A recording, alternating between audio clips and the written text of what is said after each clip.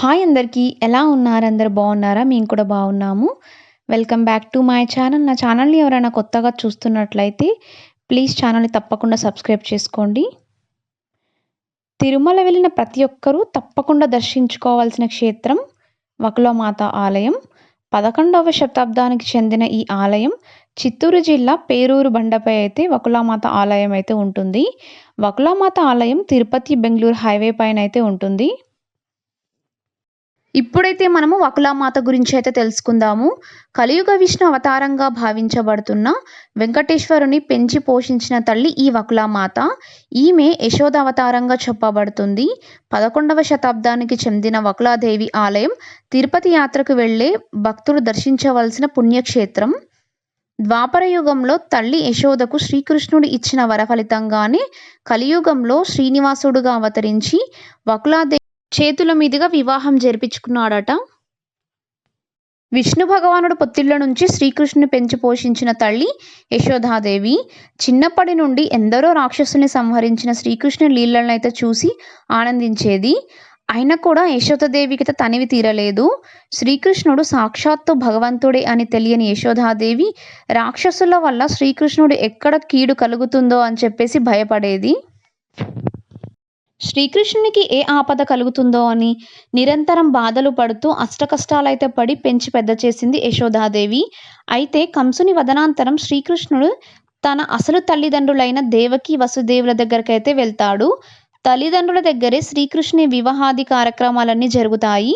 చిన్నప్పటి నుంచి పెంచి పెద్ద చేసిన తను శ్రీకృష్ణుడికి వివాహాన్ని స్వయంగా చేసి సంతోషించే భాగ్యాన్ని నోచుకోలేదు కదా అని బాధపడుతున్న యశోదామాత మనసును తెలుసుకున్న శ్రీకృష్ణుడు, అమ్మ నువ్వు ఏమాత్రం చింతించవలసిన అవసరం లేదని భరోసా అయితే ఇచ్చాడు.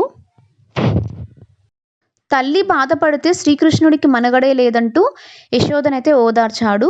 నన్ను పెంచి పోషించినందుకు స్వయంగా నీవే నాకు వివాహాన్ని చేసి సంతోషించే భాగ్యాన్ని అయితే కలిగిస్తానంటూ అభయం అయితే ఇచ్చాడు. అది ఈ ద్వాపర యుగంలో అయితే కాదు, తర్వాత వచ్చే కలియుగంలో అని వరం అయితే ఇచ్చాడు శ్రీకృష్ణుడు. శ్రీకృష్ణుడు ఇచ్చిన వరంతో కలియుగంలో యశోదాదేవి వకులామాతలాగా వెంకటాచల కొండపైన అయితే తపస్సు చేస్తుండగా శ్రీవారైతే ప్రత్యక్షమవుతారు. అలా స్వామివారి ఆలనా పాలన చూసిన వకులామాత పద్మావతి దేవికి ఇచ్చి స్వయంగా వివాహం చేసింది. అలా యశోదాదేవి కలియుగంలో వకులామాతలాగా మారి తన కోరికనైతే నెరవేర్చుకుంటుంది.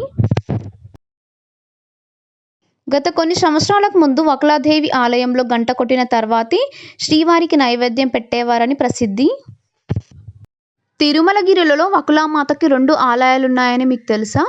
మొదటిది వచ్చేసి తిరుపతిలోని కపిలతీర్థం దగ్గర ఉన్నటువంటి మాలాడిగుండం దగ్గర అయితే ఉంటుంది. రెండవది శ్రీవారి ప్రధాన ఆలయంలో విమాన ప్రదక్షిణ మార్గంలో ఆగ్నేయ దిశలో ఉన్న వంటగదిలో అయితే ఉంటుంది.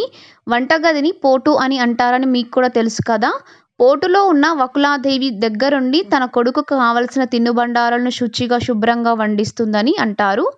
అంతేకాదు వకులామాతే బంగారు తులసి పత్రహారం వకులామాలగా మారి శ్రీవారి మెడలో చేరిందని కూడా అంటుంటారు.